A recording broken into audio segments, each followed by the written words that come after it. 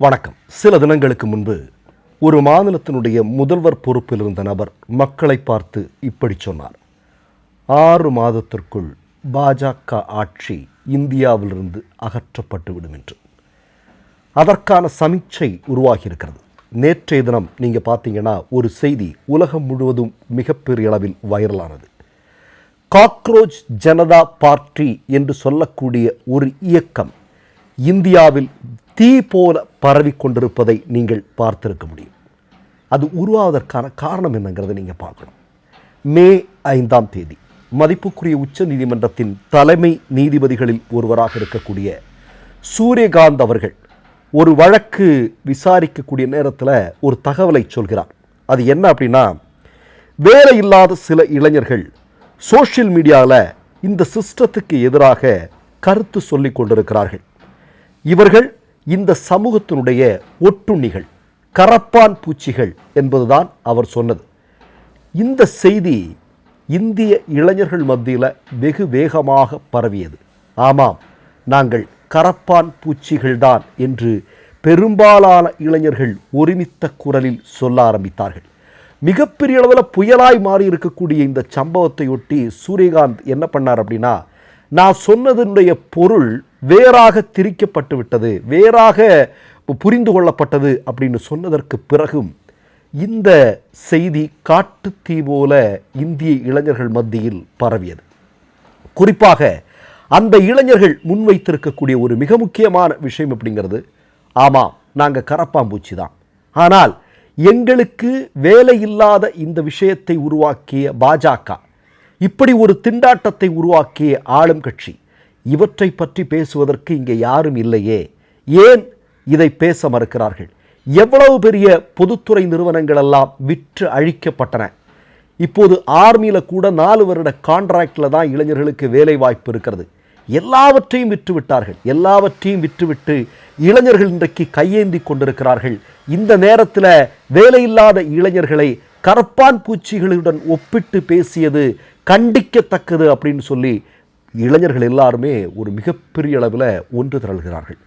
இப்போ இது யூகேயில் இருக்கக்கூடிய ஆம் ஆத்மி கட்சியினுடைய இந்த சமூக இந்த சோஷியல் மீடியாவில் முன்னால் பணிபுரிந்து கொண்டிருந்த அபிஜித் டீப்கே என்று சொல்லக்கூடிய ஒரு இளைஞர், அவர் என்ன பண்ணுறார் அப்படின்னா, கரப்பான் Janata party, cockroach Janata party என்கிற ஒரு சமூக வலைத்தள பக்கத்தை உருவாக்குகிறார். இந்த வலைத்தள பக்கம் 5 நாட்களில் 12 மில்லியன் நபர்களை சேர்த்து கொள்கிறது. அதில் 12 மில்லியன் ஆட்கள், இளைஞர்கள் சேர்கிறார்கள். நீங்கள் நல்லா கேட்டுங்க, இன்றைக்கு 11 வருடமாக வடை சுட்டு கொண்டிருக்கக்கூடிய மோடியினுடைய கட்சிக்கு 8 மில்லியன் தான். ஆனால் நேற்று ஆரம்பித்து 5 நாட்களுக்குள் 12 மில்லியன் பார்வையாளர்களை கவர முடிந்திருக்கிறது. அவர்களை வாடிக்கையாளர்களாக கொள்ள ஒரு பேஜில் இந்த மாதிரியான ஒரு விஷயம் நடந்திருக்கு அப்படின்னா எல்லோருமே மூக்கின் நுனியில் விரல் வைத்து பார்க்க ஆரம்பித்தார்கள். அதிலையும் அதிகமாக பயப்பட்டிருக்கிறது மோடியும் அமித்ஷாவும் ஆர்எஸ்எஸும். ஏனென்றால் இந்த காக்ரோச் ஜனதா பார்ட்டி வெளிப்படையாகவே பாஜகவை எதிர்க்கிறது. பாஜக இந்த தேசத்திற்கு, இந்த மண்ணிற்கு எதிரான ஒரு கட்சி என்பதை அவர்கள் முன்மொழிகிறார்கள். நல்லா பார்த்துங்க, 5 நாட்களுக்குள் 12 மில்லியன். இவர்களுடைய எக்ஸ் வலைத்தள கணக்கு பக்கம், அந்த பக்கம் மோடி பயந்து என்ன பண்ணிட்டார்னா அந்த வலைத்தள பக்கத்தை முடக்கி விட்டார்கள். இந்த இன்ஸ்டாகிராம் பக்கம் தான் பெரிய அளவில் மக்கள் மத்தியில் பிரபலமாகி கொண்டிருக்கிறது. அந்த காக்ரோச் ஜனதா பார்ட்டியினுடைய பல்வேறு வீடியோக்கள் இன்றைக்கு வெளிவந்து கொண்டிருக்கிறது. வரக்கூடிய பீகார் இடைத்தேர்தலில், சட்டமன்ற இடைத்தேர்தலில் இந்த காக்ரோச் ஜனதா பார்ட்டி போட்டியிடப் போவதாக அறிவித்திருக்கிறார்கள். அவர்கள் முன்வைக்கக்கூடிய ஒரு மிக முக்கியமான விஷயம் என்ன தெரியுமா?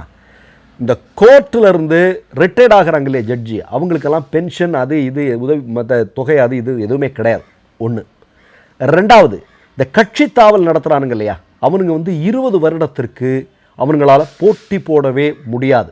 இப்படி பல்வேறு விஷயங்களை அவர்கள் முன்மொழி ஆரம்பித்திருக்கிறார்கள். அவை எல்லாமே இந்திய இளைஞர்கள் மத்தியில் ஒரு மிகப்பெரிய பேசு பொருளாக மாறி இருக்கிறது. அவங்க முன்வைக்கக்கூடிய சில விஷயங்கள் கூடுதலாக இருக்குது. இப்போ சூரியகாந்த் என்று சொல்லக்கூடிய உச்சநீதிமன்றத்தினுடைய தலைமை நீதிபதி தானே இப்படி ஒரு கருத்தை சொன்னார். அதை ஒட்டி தானே இப்படி ஒரு சம்பவம் நடந்திருக்கிறது. இப்போ அவங்க என்ன சொல்கிறாங்க அப்படின்னா, 1.55 மில்லியன் வழக்குகள் பெண்டிங்கில் இருக்குது கோர்ட்டில். இந்திய நீதிமன்றங்களில் 1.55 மில்லியன் வழக்குகள் தேக்கத்தில் இருக்கிறது என்று அவர்கள் சொல்கிறார்கள். அதே மாதிரி வருடத்தில் 175 நாட்கள் அவர்கள் கோர்ட்டுக்கு வர வேண்டிய தேவையில்லை. கூடுதலாக ஒரு செய்தி என்னன்னா, இன்றைக்கு இந்தியா முழுவதும் இருக்கக்கூடிய நீதிமன்றங்கள் இருக்கக்கூடிய நீதிபதிகள் அவர்களுடைய உறவினர்கள் அப்படிங்கிற அது துறை சார்ந்து பணிபுரிந்து கொண்டிருக்கக்கூடிய உறவினர்கள் அப்படிங்கிறது ஏறத்தாழ 33% உறவினர்களே அதில் வேலை செய்கிறாங்க, அந்த பொறுப்புகளில் வர்றாங்க அப்படிங்கிற ஒரு செய்தியை சொல்கிறாங்க. அப்போது இன்றைக்கு இருக்கக்கூடிய இந்த நீதிமன்ற சிஸ்டமே பிரச்சனைக்குரியது, அதை எல்லாத்தையும் மாற்றணும் அப்படின்னு இந்த காக்ரோச் ஜனதா பார்ட்டியை சார்ந்தவர்கள் இன்றைக்கு சொல்ல ஆரம்பித்திருக்கிறார்கள் என்பதுதான் மிக முக்கியமான விஷயம். நான் என்ன சொல்கிறேன் அப்படின்னா, பாஜக என்று சொல்லக்கூடிய கட்சி இன்றைக்கி நமக்கு எல்லாருக்கும் தெரியும், நம்ம இன்றைக்கி படாத பாடுபட்டு இருக்கிறோம். ஒருத்தர் சாக்லேட் கேக் ஊட்டி கொண்டாடிட்டு இருக்கிறார்.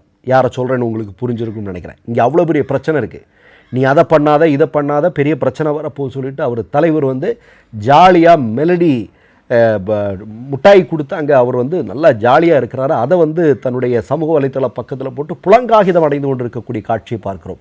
ஆனால் உண்மையில் இந்தியாவில் என்ன நடந்து கொண்டிருக்கிறது? ஏன் இப்படிப்பட்ட ஒரு இயக்கத்திற்கு பின்னால் இவ்வளவு கோடிக்கணக்கான மக்கள் அணிதிரள்கிறார்கள்? அப்படி என்றால் மோடியினுடைய இந்த 11 வருட ஆட்சி இந்தியாவில் இருக்கக்கூடிய இளைஞர்களுக்கு போதிய வேலை வாய்ப்பினை கொடுக்கவில்லை. இளைஞர்களுக்கு தேவையான எந்த அடிப்படை வசதிகளையும் மோடி செய்து கொடுக்கவில்லை என்பது அப்பட்டமாக வெளியே தெரிய ஆரம்பிச்சிருக்கு.